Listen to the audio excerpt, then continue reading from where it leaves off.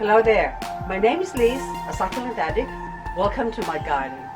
This area here has seen lots of battles.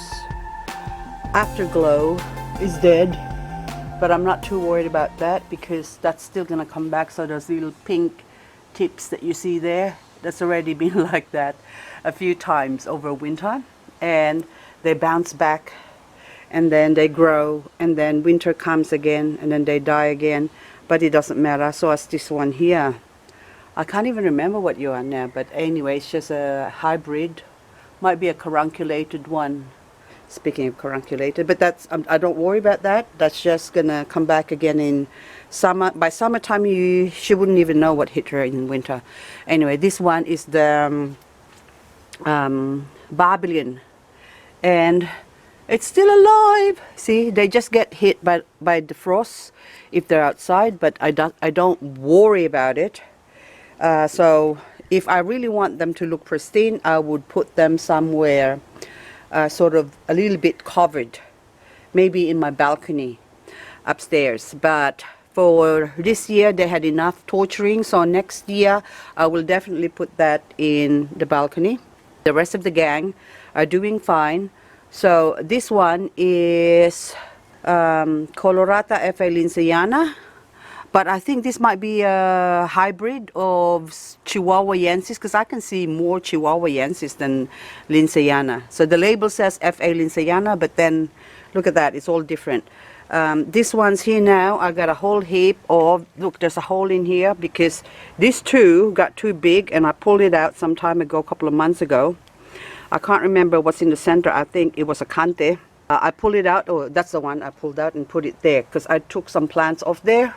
And then this one now, look at that. So this one is saying root rot. Don't be afraid of root rot, because that's one of, well, you should be afraid of root rot because your plant's going to die.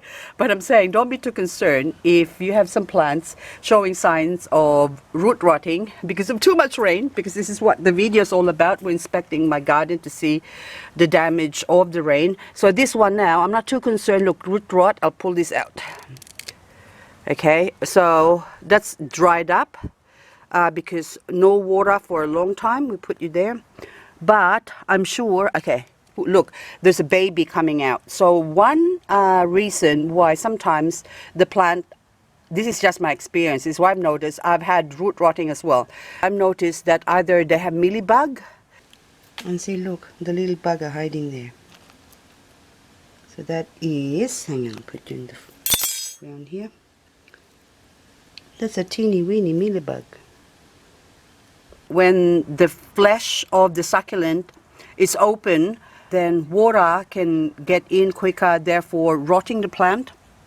Or if they're having babies. So if there's no room for the babies to grow, what can the mother plant do? Of course, you have to shed off some leaves so that the baby can grow. But then what I do with that one is just leave it. So this one, that will just dry up eventually or rot away, therefore making way for the baby. Just look, showing. Hello, little baby. This is water lily, agavoides, echeveria agavoides water lily, and I'm sure if I have a close look underneath there, since there's 3 of them showing yellowing signs of sort of drying up or rotting away, that means there's going to be babies in there. So, which is going to be happy days for more babies.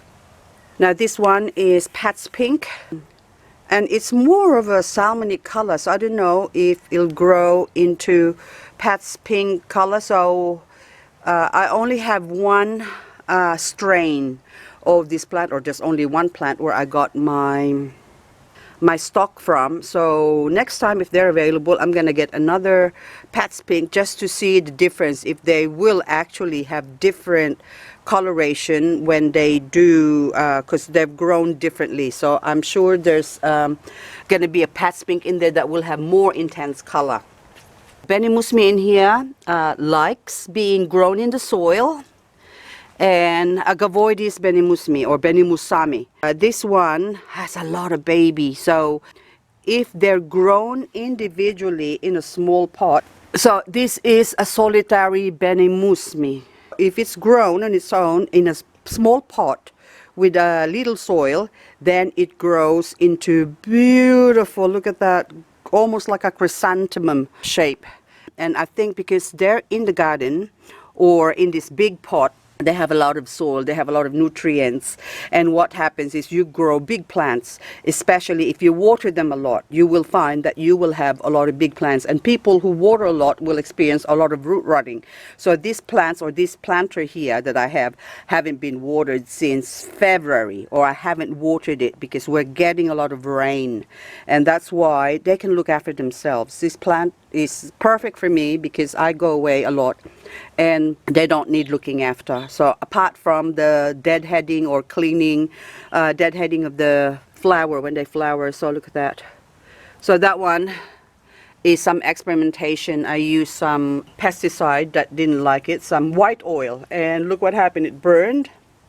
I just wanted, there was no mealybug, so most of the agavoides are actually immune to mealybug or pests. Some of them do get it, but I find that most of my agavoides doesn't have any mealybug in them.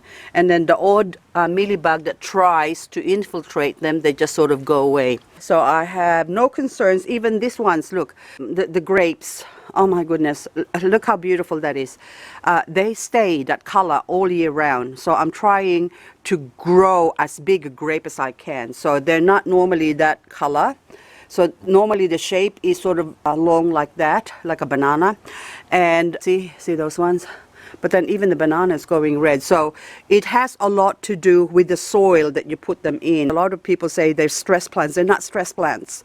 It's just the way they are. So it depends on the nutrients that they get or the minerals that's in the soil. That's what they take on the color.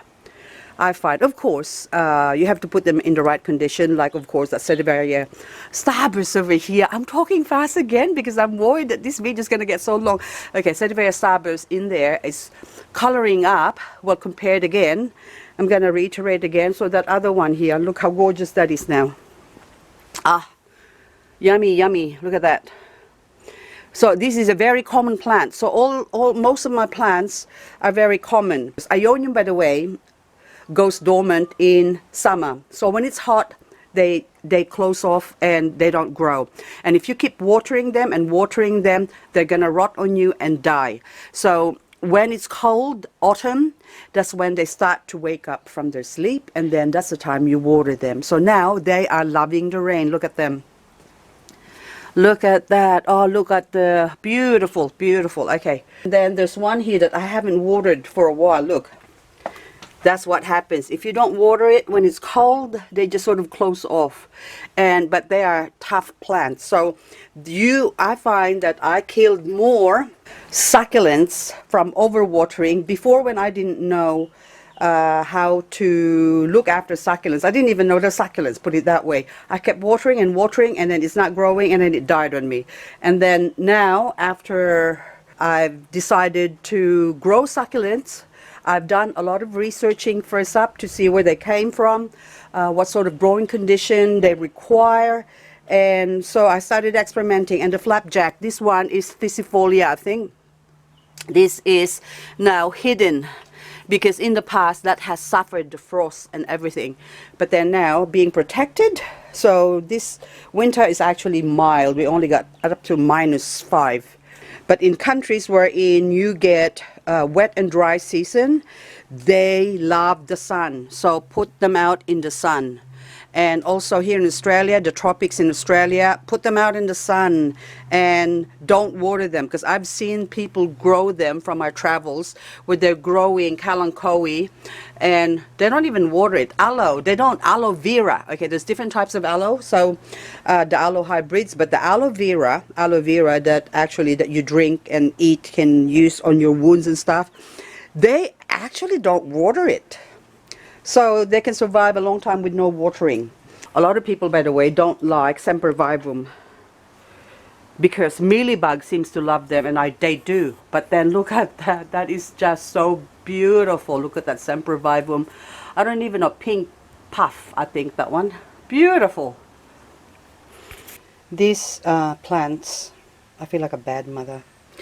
Look, roots up in the air, all dried up. That one's soaked from wet, but look how cute that is. Oh, okay, I'll put you in a pretty pot. But anyway, this one has been left here for over 6 months, or about 6 months I would say, because it came from a pot that I've repotted. So it came from that pot, which I had a blueberry planted in that pot before, and I took it out, and then now I planted all these gorgeous succulents in there, and it just so happened that that one is growing under the blueberry bush because I threw a leaf in there and it just grew. I thought I'll take it out and plant all these beautiful other plants in here. This is actually a very pale Pearl von Nonnberg, and also that one is Brazen Beauty, and that one up the top is Bronze Beauty. If you grow this Bronze Beauty, I wouldn't say hard, but put in the right soil. That's Jade Point. Look at this. Look at that. But I don't know if this is already a hybrid, but anyway, so this one now, oh, look how gorgeous that is. Oh, I can't help it. Okay, so Bronze Beauty, so this is a mature plant in a small pot, and then that one I put in a big pot, and actually that one I was growing in the shade, so that's why it's that color. And this one has been grown in full sun all the time, and look at it, that delicious, yummy. So far my inspection report is that all my succulents, I haven't seen a single root rot yet. That was a cutting from Red Sail. Romeo again. Oh, Romeo. Are you a Romeo? Yeah, you are a Romeo. Look at this Romeo. Oh, beautiful. This is already, I think, a hybrid. A Romeo hybrid. And titubans. Oh my goodness. Titubans, I find they have different shape. Okay, I have more titubans, so that's one tituban, two titubans, and look at that one there. More titubans and another titubans. I'll show you.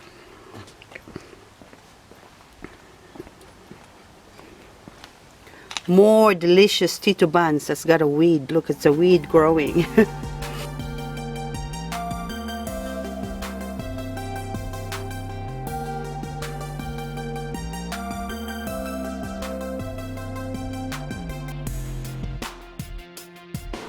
Another Dahlia Britonia, that's more compact. Look at that, the trunk is beautiful.